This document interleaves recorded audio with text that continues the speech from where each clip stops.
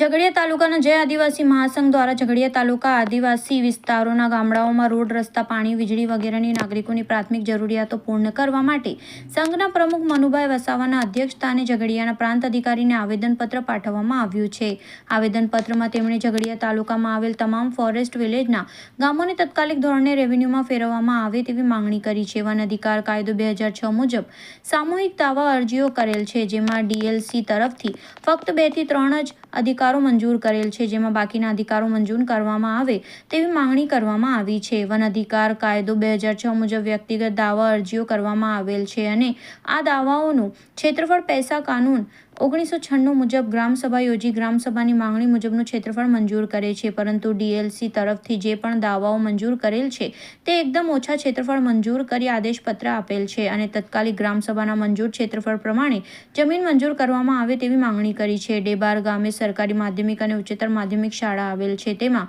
175 જેટલા વિદ્યાર્થીઓ અભ્યાસ કરવા માટે 15 થી 20 કિલોમીટર અપડાઉન કરે છે, જેમાં વિદ્યાર્થીઓનો સમય બગડે છે, સલામતી બાબતે જોખમ છે. તેથી સ્થાનિક લેવલે છોકરા અને છોકરીઓ માટે અલગ હોસ્ટેલની સુવિધા ઊભી કરવા માંગણી કરી છે. તાલુકામાં આવેલી તમામ પ્રાથમિક શાળામાં એસએમસી બનાવેલ છે, તેમજ માધ્યમિક અને ઉચ્ચતર માધ્યમિક શાળામાં એમડીસી બનાવેલ છે, જેમાં સરકાર તરફથી આપવામાં આવતી ફંડની વિગત તેમજ આ ફંડ ક્યાં ક્યાં વાપરવામાં આવે છે એ જાહેર જગ્યાએ ગામ અને શાળાના નોટિસ બોર્ડ પર જાહેર કરવામાં આવે તેવી માંગણી કરી છે. જંગલ જમીનના દાવેદારોને આદેશપત્ર આપેલ છે તેવા દાવેદારોને જમીન તેમજ બોર, મોટર, લાઇટની વ્યવસ્થા માટે સમિતિ લક્ષ્યાંકમાં મંજૂરી મળે તેવી માંગણી કરી છે. વન અધિકાર કાયદાના દાવેદારોને અધિકારપત્ર મળેલ છે તેવા દાવેદારોને સરકાર તરફથી પીએમ કિસાન યોજના હેઠળ 2000 રૂપિયા આપવામાં આવે તેનો લાભ પણ મળે તેવી માંગણી કરી છે. રેવન્યુ જમીનમાં આવેલ બોર અને કુવા તેમજ વૃક્ષોની એન્ટ્રી 7/12 માં કરવામાં આવે. પીપળીપાન ગામમાં આવેલ ધોરણ 1 થી 5 ની શાળામાં છેલ્લા 1 વર્ષથી ફક્ત એક જ શિક્ષક દ્વારા શિક્ષણ કાર્ય તેમજ વહીવટી કાર્યભાર સંભાળવામાં આવે છે. તેથી બાળકોના શિક્ષણ કાર્ય અને ભવિષ્ય બાબતે ચિંતા વિષય છે, તો વહેલી તકે પૂરતા શિક્ષકની ભરતી કરવાની માંગણી કરી છે. પીપળીપાનથી અમલઝર ગામ તેમજ જાજપુરને જોડતો પાકો ડામર રોડ, દરિયા ગામથી પીપળીપાનને જોડતો પાકો ડામર રોડ, પીપળીપાન ગામથી પડવાણિયા ગામ અને રામપુર ગામને જોડતો રોડ, એક ગરનાળું અને પુલ બનાવવું, કદાવલી ગામથી રામપુર ગામને જોડતો પાકો ડામર રોડ, રજલવાડા ગામથી શમશાન સુધીનો રસ્તો તથા જામોલી ગામને રોડનો પાકો રસ્તો, જામોલી ગામથી શમશાન સુધી પાકો ડામર રોડ તેમજ પ્રાથમિક શાળાને આંગણવાડીના મકાન જર્જરિત હાલતમાં છે, જેના કારણે બાળકોનો જીવ જોખમાઈ રહ્યો છે. જે મકાન નવા બનાવવા તથા પ્રાથમિક શાળામાં એક જ શિક્ષક છે તો ત્યાં બાકી શિક્ષકની ભરતી કરવાની માંગણી કરવામાં આવી છે. ઝઘડિયાથી વાયા રાજપારડી પડવાણિયા ગામ સુધી લોકોએ તેમજ બહાર ગામની શાળામાં અભ્યાસ કરતા વિદ્યાર્થીઓને આવવાની જવાની કરવામાં સરળ રહે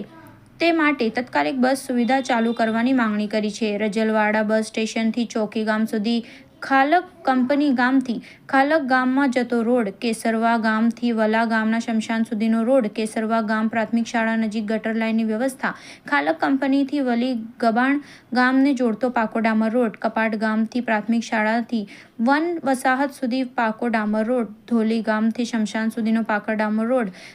ધોલી ગામમાં ગટરની વ્યવસ્થા તેમજ પાણીના નિકાલ માટે ગટર લાઇન, બાંડાબેડા ગામથી શિયાલી ગામ તેમજ ગામમાંથી શમશાન સુધીનો પાકો ડામર રોડ, સરકારી બોરીદરા ગામમાં જીબીની ટીસી નીચલા ફરિયા પ્રાથમિક શાળા સુધીનો ડામર રોડ બનાવવાની માંગણી કરી છે.